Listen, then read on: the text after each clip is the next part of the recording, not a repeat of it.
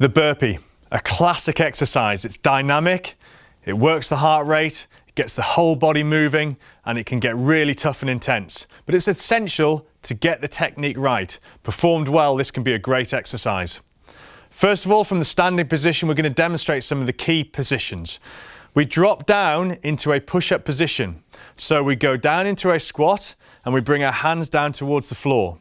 We take our feet back together by jumping back, and this is essential in this position. When we jump back, we want to stabilize through the trunk and torso.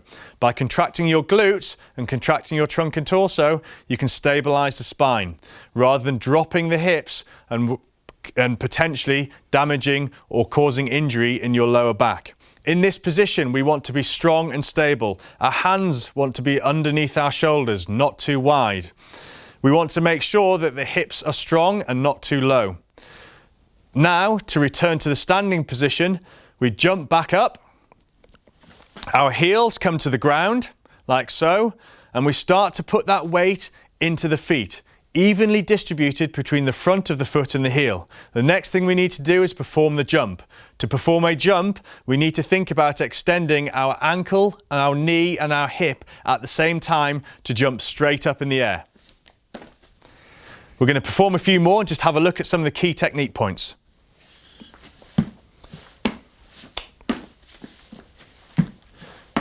So when we kick our legs behind us, we squeeze our glutes and we stabilize through the trunk and the torso. When we jump our knees back towards our elbows, just inside the elbows or touching the elbows, to allow ourselves to get to a balanced position.